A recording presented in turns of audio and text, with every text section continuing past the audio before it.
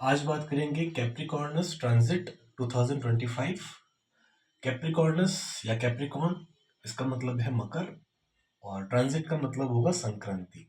तो मकर संक्रांति जो कि आएगी 14th ऑफ जैन 2025। मकर क्या है कि मकर एक तरह की राशि है। कुछ एस्ट्रोनॉमर्स और एस्ट्रोलॉजर्स ने सन के हिसाब से, जैसे कि फॉर एग्जांपल ये सन है, तो सन के आसपास का जो स्काई है, जो स्पेस है, उसको 12 इक्वल पार्ट्स में डिवाइड कर रखा है। इन ईच पार्ट को कहा जाएगा राशि, या सिंपल भाषा में अगर इंग्लिश में कहें तो बोलेंगे जोडिएक। तो इसका मतलब 12 तो है जोडिएक, या 12 ही कह सकते हैं हम राशि है। अच्छा, राशि एक्चुअल में है क्या कि मिल्की वे गैलेक्सी में जैसे फॉर एग्जांपल सन की सिचुएशन यहाँ है, ठीक है, ये इसका गैलेक्टिक सेंटर है। अब सन भी क्या कर रहा है, एक पर्टिकुलर पाथ में कंटिन्यूशन में रिवॉल्व कर रहा है अराउंड दिस सेंटर। तो सन के आसपास का जो स्काई है, जो स्पेस है, बहुत बड़ा एरिया है। इसमें जितने भी स्टार्स हैं, तो पर्टिकुलर किसी स्टार का अगर ग्रुप है, फॉर एग्जांपल ये कुछ स्टार्स मिलकर के ग्रुप बन रहा है, तो ग्रुप ऑफ स्टार्स को कहा जा रहा है कॉन्स्टिलेशन।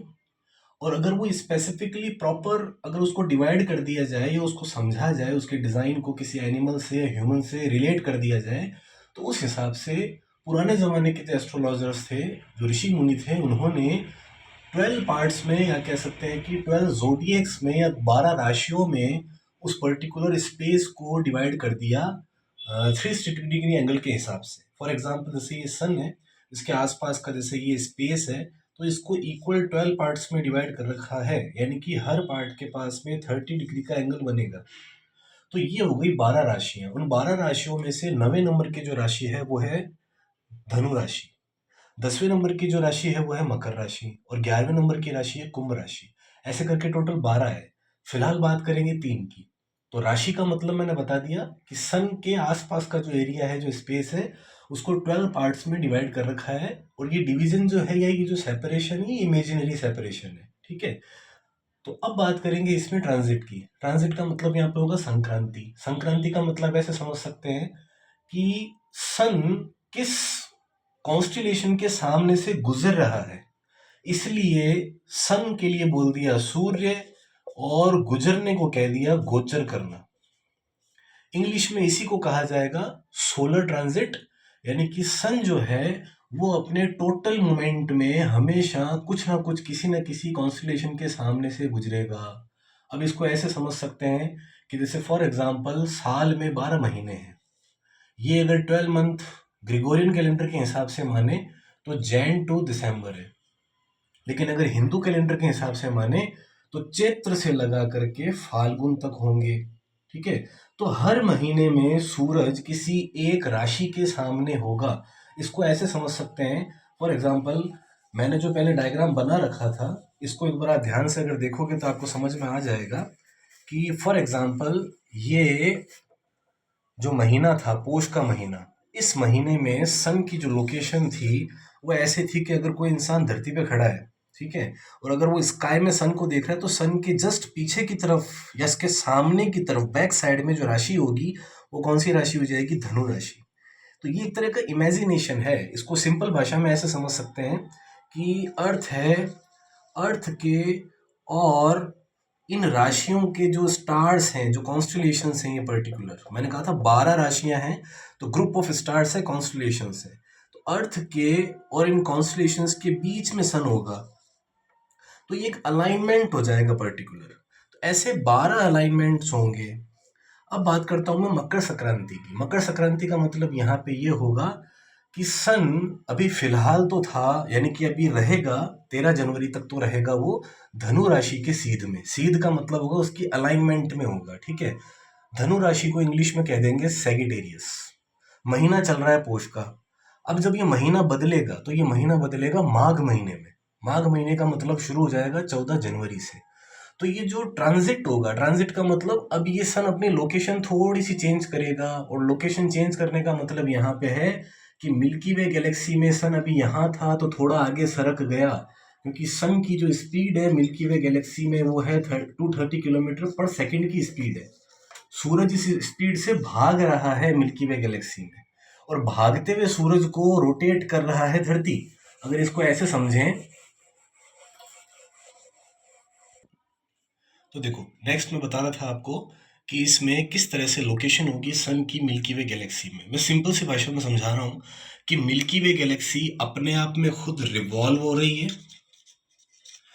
खुद रोटेट भी हो रही है। अब इसका मतलब ये निकल रहा है कि मिल्की वे गैलेक्सी और खुद रिवॉल्व हो रही है और रोटेट हो रही है। इसका मतलब इसके सारे जितने भी सेलेस्टियल ऑब्जेक्ट्स हैं, सेलेस्टियल ऑब्जेक्ट्स का मतलब सन है, आसपास के स्टार्स। अच्छा, सन भी अपने आप में एक स्टार है, ठीक है। सन के जो रिलेटिव प्लैनेट्स हैं, तो प्लैनेट्स का खुद का एक रोटेटरी मोशन होगा, प्लैनेट्स का अपना एक रेवोल्यूशन होगा, सन का भी रोटेशन होता है, सन का भी रेवोल्यूशन होता है। तो सन रिवॉल्व कर रहा है इसके चारों तरफ। सन की स्पीड है 230 किलोमीटर पर सेकेंड। अर्थ की रेवोल्यूशन की जो स्पीड है वो है 30 किलोमीटर पर सेकेंड। अर्थ को सन को पूरा रिवॉल्व करने में टाइम लगता है 365 डेज। अगर बात करूं केवल रोटेशन की, तो अर्थ की खुद की एक्सिस पे जो रोटेशन की स्पीड है वो है 460 मीटर पर सेकेंड। तो इसका मतलब ये निकल रहा है कि हर चीज रिवॉल्व भी हो रही है और रोटेट भी हो रही है। इसका मतलब ये निकलेगा कि सन भी मूव कर रहा है। ये ज़ोडिएक जो मैंने बताया, ये इमेजिनरी कॉन्स्टिलेशंस हैं, एक्चुअल में कॉन्स्टिलेशन प्रेजेंट है, लेकिन इनकी पोजीशन को, इनकी लोकेशन को, इनका नॉमेनक्लेचर, इनका अफेक्ट, इन सारी चीज़ों का एक इमेजिनेशन मैप बना रखा है एस्ट्रोलॉजर्स ने। और इसको 360 डिग्री का जो एरिया है अराउंड द सन, उसको इन्होंने 12 पार्ट्स में डिवाइड कर रखा है। इसी को राशियां कहेंगे। अब ऐसा है कि ये राशियां बहुत दूर है, इसका मतलब ये कि जो स्टार कॉन्स्टलेशंस हैं ये बहुत दूर है, अर्थ से तो बहुत दूर है, ठीक है। तो सन के और अर्थ के बीच में इनके आने की पॉसिबिलिटी बिल्कुल जीरो है। इसका मतलब ये निकलेगा कि अर्थ ये, सन ये, और कभी कभी बहुत दूर आकाश में या स्पेस में आपको नाइट स्काई में कुछ स्टार्स का कॉन्स्टलेशन दिखेगा। तो अगर ये कॉन्स्टलेशन अलाइनमेंट में होगा, इस तरह से सीध में होगा, तो कहा जाएगा कि सूर्य उस राशि के सामने से गुजर रहा है। अच्छा, मैंने कहा कि सूर्य को एक राशि को क्रॉस करने में टाइम लगता है 1 महीने का। तो इस वजह से पोष महीने में, या सिंपल भाषा में बात करें तो हिंदू मंथ के हिसाब से 1 महीने में सूरज किसी एक राशि के अंदर होगा, नेक्स्ट मंथ है वो नेक्स्ट राशि में मूव करेगा।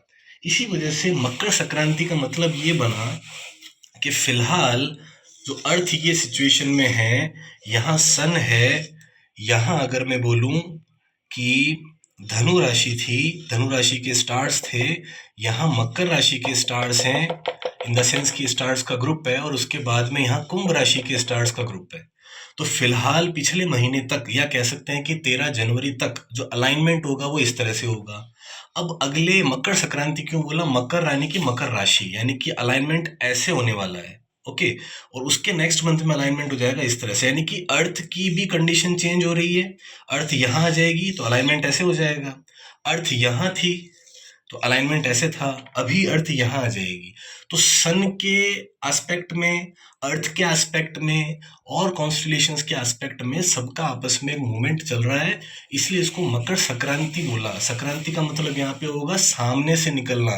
जैसे अगर मैं ये कहूँ कि ये कैप्रिकॉर्न का स्टार ग्रुप है, यहाँ पे सन है और यहाँ पे अर्थ पे से कोई इंसान इसको देख रहा है, तो देखते टाइम पे एक अलाइनमेंट होगा। इसका मतलब ये होगा कि सूर्य जो है इस राशि के सामने से निकल रहा है। दिस इज कॉल्ड कैप्रिकॉर्नस या कैप्रिकॉर्न ट्रांजिट, जो कि 2025 में 14 जैन को होने वाला है। और ये शुरू होगा एस्ट्रोलॉजिकल टाइम के हिसाब से AM 7:59 AM पे शुरू हो जाएगा। इन द सेंस कह सकते हैं कि कंप्लीटली सन जो है वो इसके सामने आना शुरू हो जाएगा, और इसको सामने से पूरा निकलने में 1 महीना लगेगा। सन, स्टार और अर्थ का आपस में इस तरह का जो रिलेशन है, इसको समझने के लिए आपको समझना पड़ेगा कि मकर संक्रांति का मतलब क्या है। अच्छा, मकर संक्रांति जैन में होती है, चूंकि माघ महीने में हो रही है शुरुआत, इसलिए इसको माघ मेला भी कहा जाएगा।